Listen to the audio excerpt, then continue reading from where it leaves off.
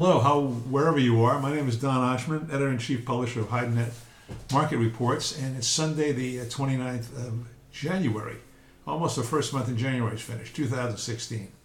In Latin America this week, Ronald Goel reports in Novo Hamburgo, Brazil, that fresh hide prices are generally stable. They seem to have settled down a little bit, and the European demand has seemed to improve for Brazilian wet blue. Europe, not Asia. China is, of course, coming into their now, right as we speak, in their Lunar New Year holidays, and therefore nobody expects any business from China for the next week or two. But other countries in Asia, like Taiwan and Vietnam and Korea, are operating. Maybe they're closed for a day or two, so there's still opportunity. But nobody seems to be eager to buy hides from any place in that part of the world. Although there's always bargain hunters. They figure if the Chinese are out, maybe we can get a deal. So that's going on too. Automotive demand continues in Brazil to be pretty good. Not so much for footwear at the moment. But we're in the season, we're in the leather selling season, so whatever business is going to happen in the first quarter and even into the second quarter, but mostly the first quarter, is going to happen about now, and that's going to keep prices generally firm wherever they may be. Brazilian TR1 is selling for about $1.25. People are trying to get $1.30. Not so much, not going on, especially at this moment. And of course, the Europeans aren't about to follow, although some of their hide prices have come up as well, as we'll see in our European report. Argentina, Paraguay, Uruguay, largely steady and relatively quiet. In Mexico, the peso against the dollar has tanked, thanks to our new president. And the Mexican president also, that's conflict, which is another story. But anyway, that's having an effect on markets too. Currencies always have an effect on markets, as you know.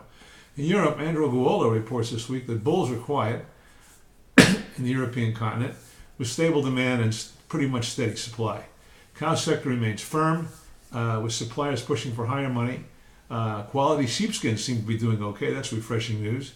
And the Dutch-Norwegian veal prices have gained, and Australian wet blue is steady. North America this week, prices were generally firm, albeit steady. Well-forward sole producers were able to turn down lower bids, although they were not besieged with bids. Again, all this has a lot to do with the Chinese holidays and other Lunar New Year holidays. The big news this week was that as of January 19th, when the USDA comes up with their weekly export numbers, there were 176,400 more hides sold than produced. That's very rare. In addition to that, 152,600 hides were shipped more than produced. So, and I think offhand, the kill was about 569,000.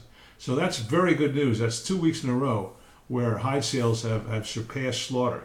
And that's a rare thing in the last year or two. 66, 68 pound heavy Texas steers sold in relatively small quantities on an FOB basis of $70 to $72, and 74 and up, which are more prevalent at this time of year, brought 74 to 74.50 FOB.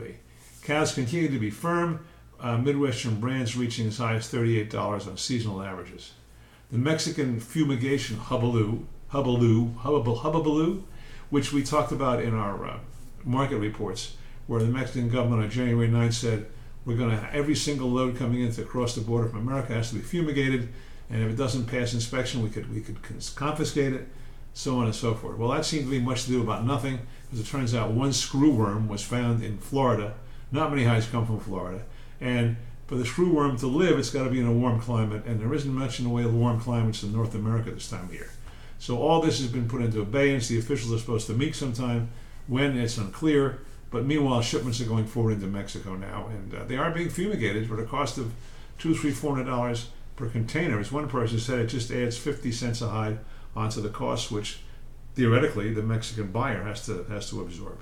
So everything's quiet now, and in the market-wise, especially with Lunar New Year holidays coming up.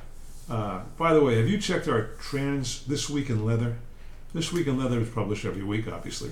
And goes into every aspect of leather business, from general news all over the world to footwear, to upholstery, to accessories. And we talk about where the leather market is going. And you can get a free trial, of course, at HideNet.com. Also, our international report, which covers 25 or 30 origins each week from countries you may have never heard of. But if you're in the international market, you want to check out this report as well. HideNet's international report, all available, www.HideNet.com, sample, free.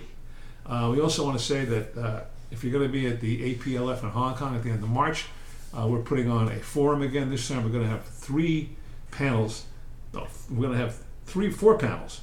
One from China, one from Europe, one from North America, one from South America, discussing briefly, about 5 minutes each, what they expect their markets to do for the rest of 2017 and where they are at the current moment.